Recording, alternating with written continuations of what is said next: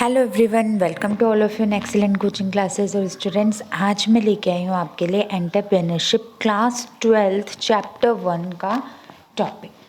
इससे पहले students class 11th की एंटरप्रेन्योरशिप फुल्ली अपलोडेड है मेरी प्लेलिस्ट में है। आप चैनल पे जाके प्लेलिस्ट पे क्लिक करिए, you will get all the videos of class 11th entrepreneurship. And now I have started from today class 12th entrepreneurship chapter number 1।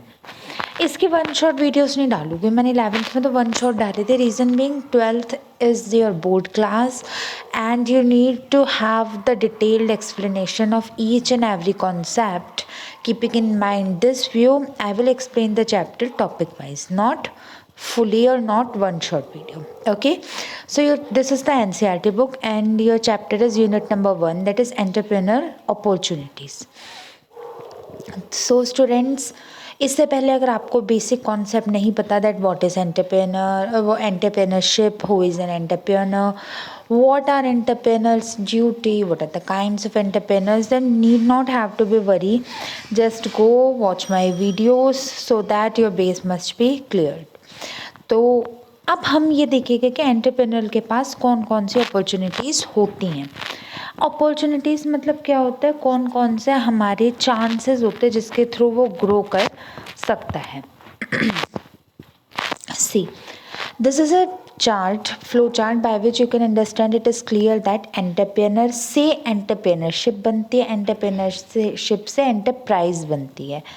और एंटरप्रेनर कौन होता है? एक पर्सन। एंटरप्रेनरशिप एक प्रोसेस होता है, एंटरप्राइज उसका आउटकम होता है। बिजनेस अपॉर्चुनिटी क्या होती है? Today our topic of discussion is business opportunity. So हमें ये पता लगाना पड़ेगा कि बिजनेस अपॉर्चुनिटी होती है।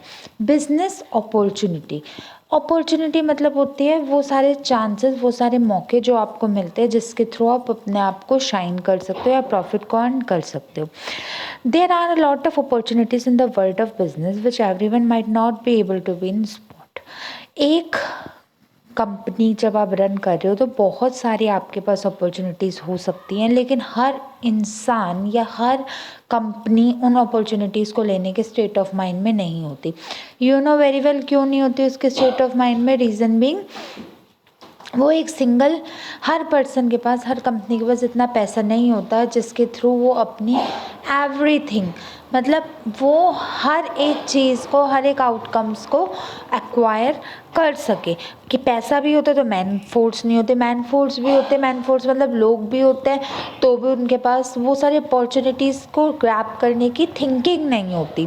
तो मतलब अपॉर्चुनिटीज़ तो बहुत होते, मौके तो बहुत होते, बट उन मौक़ों को हर बंदे के पास पॉसिबली एक्वायर करने के तरीके नहीं होते। And entrepreneur should be able to spot it. Business opportunity can be describe as an economic idea which can be implemented to create a business enterprise and earn profit.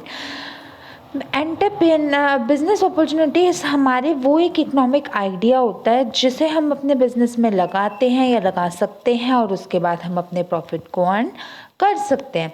What does it simply means? It simply means that any possible idea which you invest, any economic possible idea which you invest in your business, in return of which you will get something in return.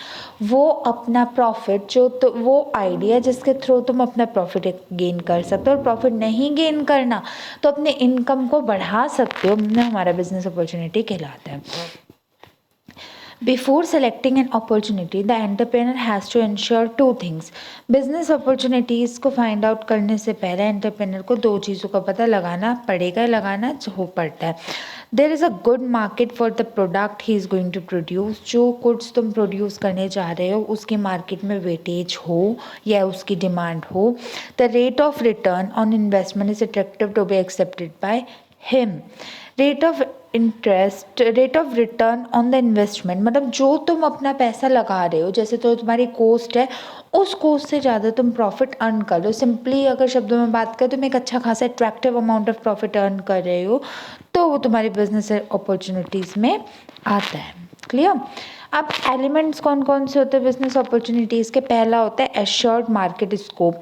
जो तुम अपना business opportunities तुम्हारे पास है या जिसे तुम acquire कर रहे हो उसका मार्केट में स्कोप होना चाहिए। जैसे as I have discussed above also, उसमें उसके एक मार्केट में स्कोप होना चाहिए, मार्केट में उसकी डिमांड होनी चाहिए, उसका जो acceptable and attractive rate of return on investment, मतलब जितना तुम उसमें अर्न करोगे या whatsoever amount you will going to earn by the sale of the product, that must be appreciable and acceptable।